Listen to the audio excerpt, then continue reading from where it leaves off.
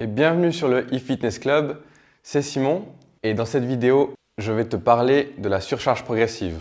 Comme tu vas le voir, c'est important d'appliquer la surcharge progressive en musculation. Donc je te donne plus de détails par rapport à ça juste après l'intro.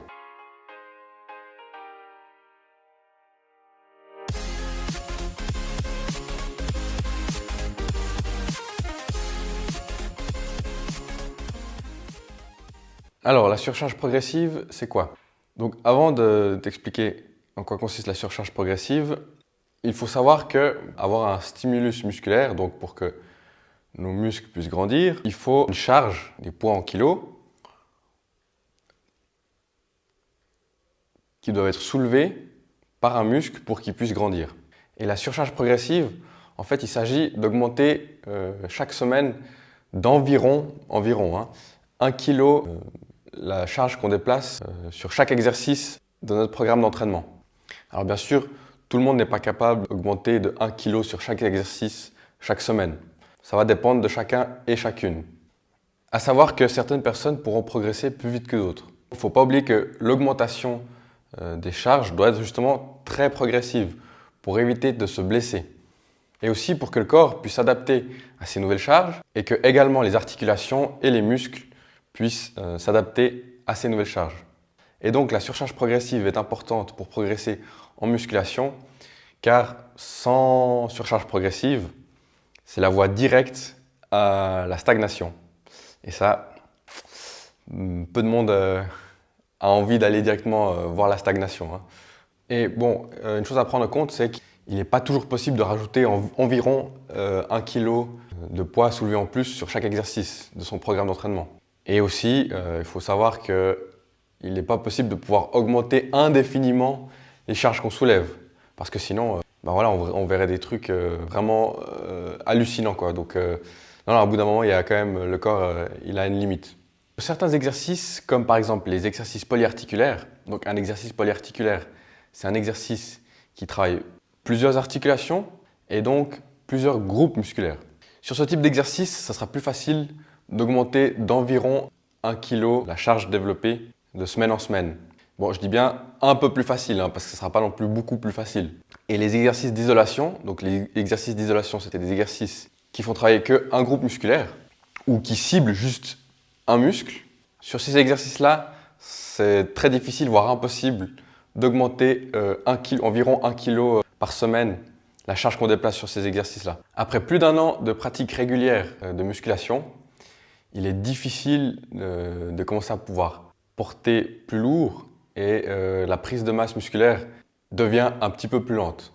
Disons que ça devient un peu plus difficile. Donc sur les exercices qui sont plus difficiles à pouvoir augmenter les charges chaque semaine, d'environ 1 kg, comme je disais tout à l'heure, ou même sur un exercice polyarticulaire, si ça devient compliqué d'augmenter d'1 kg, environ 1 kg par semaine, il est possible de changer une ou deux variables de son entraînement sur un exercice donné, justement sur un exercice où ça devient difficile d'augmenter la charge.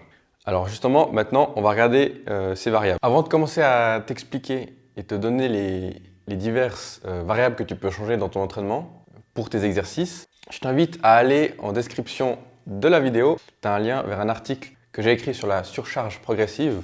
Et là, justement, dans cet article, je mets les fourchettes pour chaque variable dans lesquelles tu dois rester pour justement prendre du muscle. Et bien sûr, entre ces deux fourchettes, il y a de l'espace justement pour varier un peu.